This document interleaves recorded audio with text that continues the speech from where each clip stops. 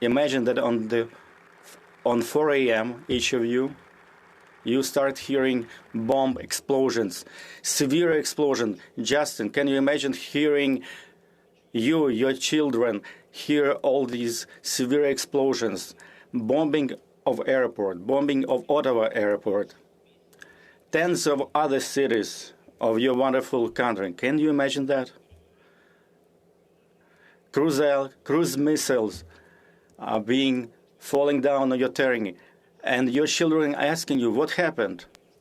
Let's just call him Super Zel. Ukrainian President Volodymyr Zelenskyy speaking to Canada's Parliament in what was a very emotional speech. Warren Kinsella, longtime participant in Canada's Parliament at both the federal, provincial levels. You've seen a lot of speeches by politicians. That one hitting on a very emotional level, wasn't it? It was. There have been many leaders, presidents and prime ministers who have addressed the Canadian Parliament over the years. But this is the first time, to my knowledge, that anybody's been obliged to do this virtually. Anybody's been obliged to do this by video link up. Why is that happening with this man, this extraordinary man?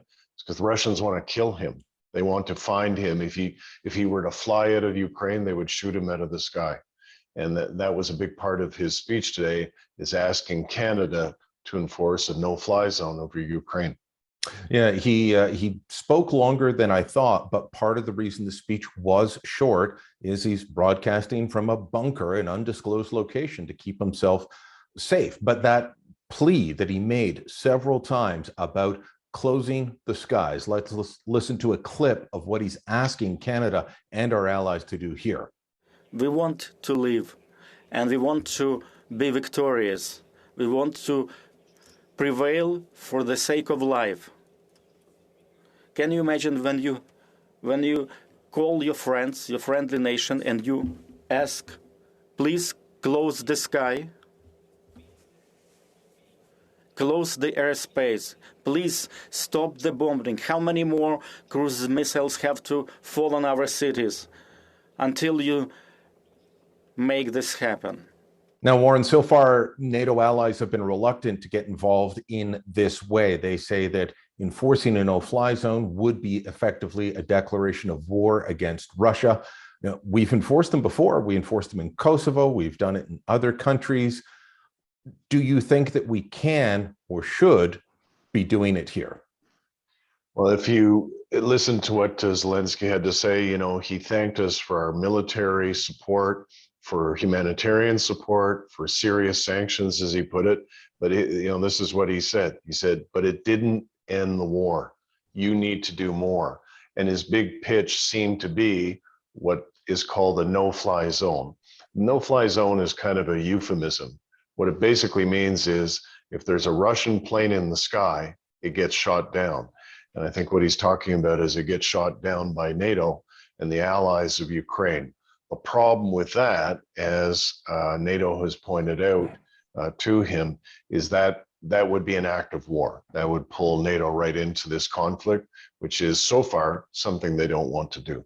Look, the idea that we're going to send in offensive equipment and have planes and tanks and trains going in with American pilots and American crews, just understand, and don't kid yourself, no matter what you all say, that's called World War III.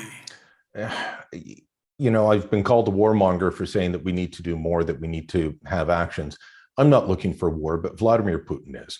And he went into Georgia about 20 years ago, spent 10 years fighting in Chechnya. He's gone in and taken Crimea. Transnistria is a military takeover from Moldova by Russia.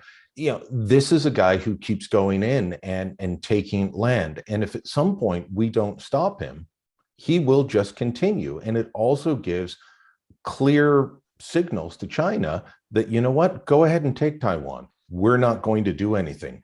Where's the line between acting and saying never again, or just saying, nah, as you were? Well, I'm a warmonger with you. I think I'm proud of the Canadians who have traveled to Ukraine to fight this war. And as you know, we were the first country in the world to recognize an independent Ukraine in 1991. We have the largest, as Zelensky himself mentioned it, outside of Russia and Ukraine, the biggest Ukrainian population in the world is in Canada. So when the Prime Minister said we have a special relationship with Ukraine, that is so. But how do you give effect to that friendship? How do you give effect to that relationship? And as Zelensky himself said, he told the truth. He said, your humanitarian assistance, your military assistance, sanctions, we're grateful for all of that, but it hasn't stopped the war. The guy was on TV, as we've seen, he's wearing military fatigues. He's got a beard now. He looks like, the poor guy looks like he hasn't slept in 20 days that the war has been going on. So, this is a question that the West needs to address. Are we going to let this genocide continue? Because it is that. It is a genocide. That this attack on Ukraine, it's their attempt to annihilate Ukrainian people, and there is nothing else to it. This is their main objective. It's actually the war against Ukrainian people. As he pointed out, 97 children killed. Or do we do something more than what we've done so far? Well, let us know what you think. I am on the side of doing more. Warren's on the side of doing more. I don't think that we can stand there on Remembrance Day and say never again when we let it happen again and again. Drop a comment down below. Share this on social media. Don't forget to subscribe to our channel. And Slavana Ukraini.